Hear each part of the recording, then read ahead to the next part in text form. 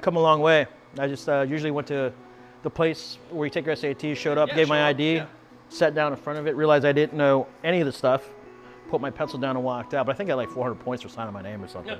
So Chase is an employee of mine, Chase Carlyle, who supports one of our contracts with the DoD. He has a 3D printing business that he started just maybe a year or two ago, and I knew that he's been dabbling in it. He's made a couple little gifts and trinkets and things that for us. He's actually made prosthetic legs and pieces for animal hospitals in the area.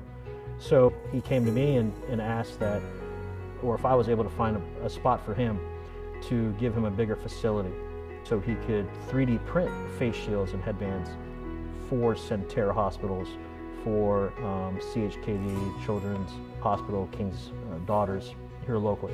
Whatever you need, just let me know. Mi casa, su casa. I appreciate it. All right, I'd shake your hand, but we can't. Yeah, so we'll give you one of these. Toe bump. Yep, toe bump. There you go. All right.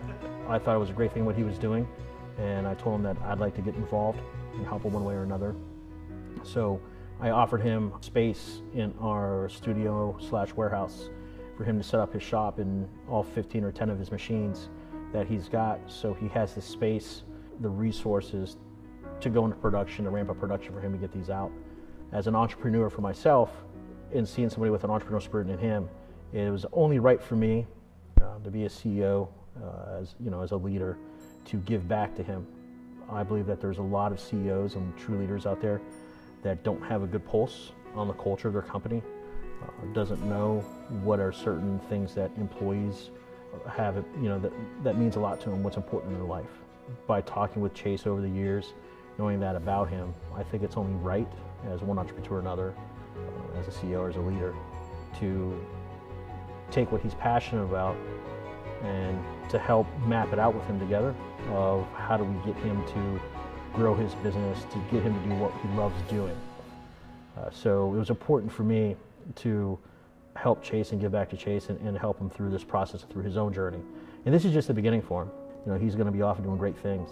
And I hope it gets to the point someday where he, sends me an email or he calls me and sits down with me and he tells me that due to the success and the growth of his business now, he can no longer work at Stratus. And that's actually going to be a very happy day for me, because I know that he's going to be doing something that he absolutely loves doing.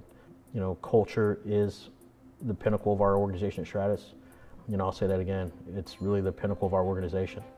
A local news channel, Wavy 10 News here in Hampton Roads, reached out to Chase to interview him and for people in the community pitching in. And due to the social distancing that the Virginia governor just put out earlier this week, Wavy 10 and a lot of news channels aren't allowed to do face-to-face interviews. A lot of them, if you tune in the news now, is you see the anchors or the field reporters actually broadcasting or from their home or from inside a van or inside a closet or a room or something like that. So with our Stratus media sector, our media group side, we do have the resources for us to film. It's like the videos that we put together all the time that you see. We're able to film the interview for Wavy 10 here with Brandon, who's behind the camera, who's great at editing, putting everything together.